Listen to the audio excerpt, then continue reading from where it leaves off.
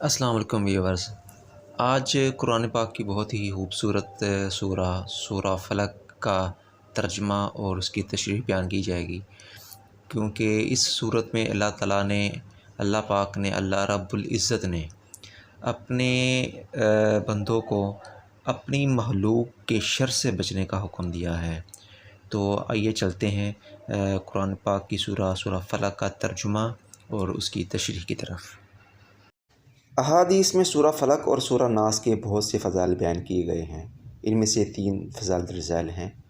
حضرت عقبہ بن عامر رضی اللہ تعالی عنہ سے روایت ہے کہ نبی کریم صلی اللہ علیہ وآلہ وسلم نے ارشاد فرمایا، کیا تم نے نہیں دیکھا کہ آج رات مجھ پر ایسی آیتیں نازل ہوئی ہیں جن کی مثل نہیں دیکھی گئی، اور وہ آیتیں قل اعوذ برب الفلق اور قل اعوذ برب الناس سورت کے آخر تک ہیں۔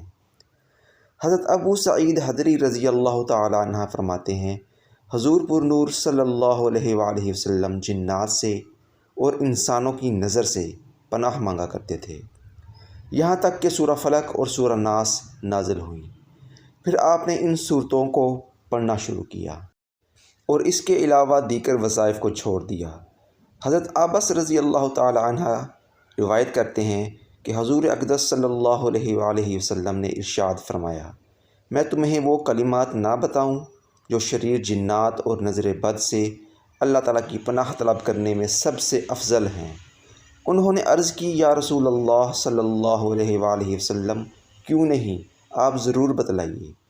ارشاد فرمایا کہ وہ کلمات یہ دونوں صورتیں ہیں، یعنی قل اعوذ برب الفلق اور قل اعوذ برب الناس۔ سورہ فلق اور سورہ ناس کا شان نزول، یہ اس وقت نازل ہوئیں جب کہ لبید بن عاصم یہودی اور اس کی بیٹیوں نے حضور پر نور صلی اللہ علیہ وآلہ وسلم پر جادو کیا، اور حضور اکرم صلی اللہ علیہ وآلہ وسلم کے جسم مبارک اور ظاہری اعضاء پر اس کا اثر ہوا، البتہ دل، عقل اور اعتقاد پر کچھ اثر نہ ہوا۔ چند دنوں بعد حضرت جبرائیل علیہ السلام آئے اور انہوں نے عرض کی، ایک یہودی نے آپ صلی اللہ علیہ وآلہ وسلم پر جادو کیا ہے، اور جادو کا جو کچھ سامان ہے وہ فلاں کنویں میں ایک پتھر کے نیچے دبایا ہوا ہے۔ رسول کریم صلی اللہ علیہ وآلہ وسلم نے حضرت علی المرتضیٰ کرم اللہ وجہ الکریم کو بھیجا، اور انہوں نے کنویں کا پانی نکالنے کے بعد پتھر اٹھایا تو اس کے نیچے سے کھجور کے درخت کے نرم حصے سے بنی ہوئی تھیلی برآمد ہوئی، جس میں حضور اقدس صلی اللہ علیہ وآلہ وسلم کے وہ موئے مبارک جو کنگھی سے برآمد ہوئے تھے، اور نبی کریم صلی اللہ علیہ وآلہ وسلم کی کنگھی کے چند دندانے اور ایک دورایا کمان کا چھلا جس میں 11 گرہیں لگی تھیں، اور ایک موم کا پتلا تھا جس میں 11 سوئیاں چبھی ہوئی تھیں۔ یہ سب سامان پتھر کے نیچے سے نکالا اور حضور پر نور صلی اللہ علیہ وآلہ وسلم کی خدمت میں حاضر کیا گیا۔ اللہ تعالیٰ نے یہ دونوں صورتیں نازل فرمائیں۔ ان دونوں صورتوں میں 11 آیتیں ہیں، 5 سورہ فلق میں اور 6 سورہ ناس میں۔ ہر ایک آیت کے پڑھنے کے ساتھ ایک ایک گرہ کھلتی جاتی، یہاں تک کہ سب گرہیں کھل گئیں، اور حضور پر نور صلی اللہ علیہ وآلہ وسلم بالکل تندرست ہو گئے۔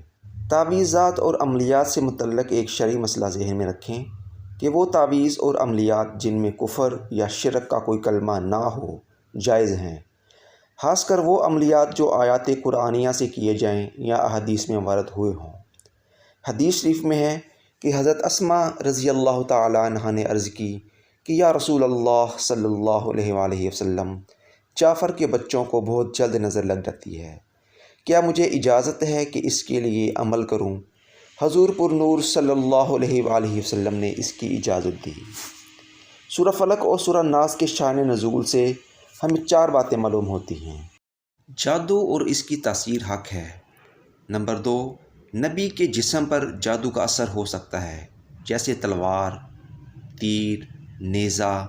یہ اثر شان نبوت کے خلاف نہیں، ہاں ایسا اثر نہیں ہو سکتا جس سے نبوت کے متعلقہ امور میں خلل آئے۔ حضرت موسیٰ علیہ السلام کے مقابلے میں جادوگر بلاخر اس لیے فیل ہوئے کیونکہ وہ جادو سے معجزے کا مقابلہ تھا، ورنہ حضرت موسیٰ علیہ السلام کے خیال پر بھی اس جادو نے اثر کیا کہ ان کو خیال ہوا کہ یہ لاٹھیاں یا رسیاں چل رہی ہیں، جیسا کہ قرآن پاک میں ہے یُحَیَّلُ إِلَیْهِ مِن سِحْرِهِمْ أَنَّهَا تَسْعَىٰ، ان کے جادو کے زور سے موسیٰ کے خیال میں یوں لگیں کہ وہ دوڑ رہی ہیں۔ نبی کریم صلی اللہ علیہ وآلہ وسلم کے خیال پر بھی یہی اثر ہوا تھا۔ جادو کو دور کرنے میں سورہ فلق اور سورہ ناس میں خصوصی تاثیر ہے۔ جادو ٹونا اور عملیات و اثرات اور بیماریوں کو ختم کرنے کے لیے قرآن پاک کی صورتوں اور آیتوں کو استعمال کیا جا سکتا ہے، جیسا کہ اوپر بیان ہوا، اور خود بخاری شریف میں سورہ فاتحہ کو اس مقصد کے لیے استعمال کرنے کا بیان موجود ہے۔ اعوذ باللہ من الشیطان الرجیم، بسم اللہ الرحمن الرحیم۔ قل اعوذ برب الفلق من شر ما خلق ومن شر غاسق اذا وقب ومن شر النفاثات في العقد ومن شر حاسد اذا حسد۔ تم فرماؤ میں صبح کے رب کی پناہ لیتا ہوں اس کی تمام مخلوق کے شر سے اور سخت اندھیری رات کے شر سے جب وہ چھا جائے، اور ان عورتوں کے شر سے جو گرہوں میں پھونکے مارتی ہیں، اور حسد کرنے والے کے شر سے جب وہ حسد کرے۔ پناہ مانگنے میں اللہ تعالیٰ کا اس وصف یعنی صبح کے رب کے ساتھ ذکر اس لیے ہے کہ اللہ تعالیٰ صبح پیدا کر کے رات کی تاریکی کو دور فرماتا ہے، تو وہ اس پر بھی قادر ہے کہ پناہ چاہنے والے سے وہ خیالات دور فرما دے جن سے وہ خوفزدہ ہو۔ نیز جس طرح تاریک رات میں آدمی صبح طلوع ہونے کا انتظار کرتا ہے، اسی طرح خوفزدہ آدمی امن اور راحت کا منتظر رہتا ہے۔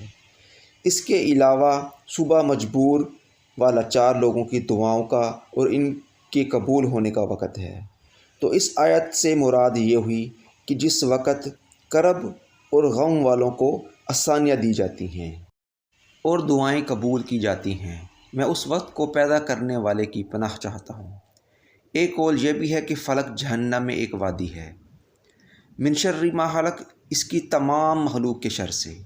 اس آیت میں ہر مخلوق کے شر سے پناہ مانگی گئی ہے، خواہ جاندار ہو یا بے جان، مکلف ہو یا غیر مکلف، اور بعض مفسرین نے فرمایا ہے کہ یہاں مخلوق سے مراد خاص ابلیس ہے، جس سے بدتر مخلوق میں کوئی نہیں۔ ومن شر غاسق اذا وقب، اس سخت اندھیری رات کے شر سے جب وہ چھا جائے۔ ام المومنین حضرت عائشہ صدیقہ رضی اللہ تعالی عنہا سے مروی ہے کہ رسول کریم صلی اللہ علیہ وآلہ وسلم نے چاند کی طرف نظر کر کے ان سے فرمایا، اے عائشہ رضی اللہ تعالی عنہا، اس کے شر سے اللہ کی پناہ کہ جب یہ ڈوب جائے تو اندھیرا چھا جاتا ہے۔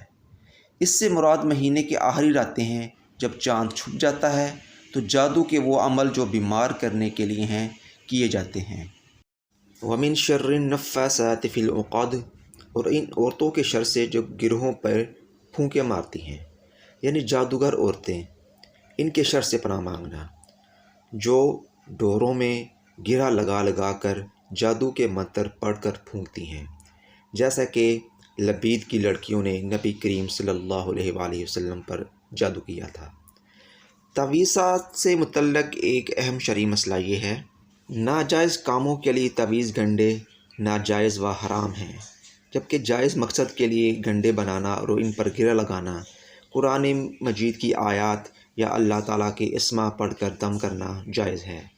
جمہور صحابہ کرام اور تابعین رضی اللہ تعالی عنہ اسی پر ہیں، اور نبی کریم صلی اللہ علیہ وآلہ وسلم کے عمل مبارک اور ارشادات سے بھی یہ چیز ثابت ہے۔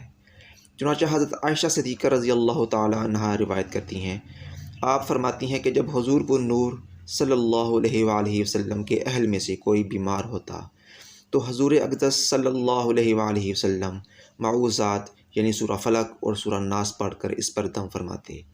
اور حضرت عبید بن رفاعہ رضی اللہ تعالی عنہ سے روایت ہے کہ حضرت اسماء بنت عمیس رضی اللہ تعالی عنہ نے رسول کریم صلی اللہ علیہ وآلہ وسلم سے عرض کی، یا رسول اللہ صلی اللہ علیہ وآلہ وسلم، حضرت جعفر رضی اللہ تعالی عنہ کے بیٹوں کو بہت جلد نظر لگ جاتی ہے، کیا میں کچھ پڑھ کر ان پر دم کا دیا کروں؟ ارشاد فرمایا، ہاں، کیونکہ اگر کوئی چیز تقدیر سے سبقت لے جا سکتی تو نظر ضرور اس سے سبقت لے جاتی۔ ومن شر حاسد اذا حسد، اور حسد والے کی شر سے جب وہ حسد کرے۔ حسد والا وہ ہے جو دوسرے کی نعمت چھن جانے کی تمنا کرے۔ یہاں حاسد سے بطور خاص یہودی مراد ہیں جو نبی کریم صلی اللہ علیہ وآلہ وسلم سے حسد کیا کرتے تھے۔ یہاں خاص لبید بن عاصم یہودی ہے، اور عمومی طور پر حسد سے پناہ کے لیے یہ آیت مبارکہ کافی ہے۔ حسد بدترین صفت ہے، اور یہی سب سے پہلا گناہ ہے جو آسمان میں ابلیس سے سرزد ہوا اور زمین میں قابیل سے۔ حسد کے مقابلے میں رشک ہوتا ہے، اور یہ وہ ہے جس میں اپنے لیے بھی اسی نعمت کی تمنا ہوتی ہے جو دوسرے کے پاس ہے، لیکن دوسرے سے چھن جانے کی تمنا اس میں نہیں ہوتی۔ اس سورہ مبارکہ سے معلوم ہوا کہ جادو اور حسد بدترین جرائم ہیں کہ عام شروں کے بعد ان کا ذکر خصوصیت سے فرمایا گیا۔ اللہ تعالیٰ سے دعا ہے کہ اللہ پاک ہمیں سمجھنے کی اور عمل کرنے کی توفیق عطا فرمائے۔ آمین۔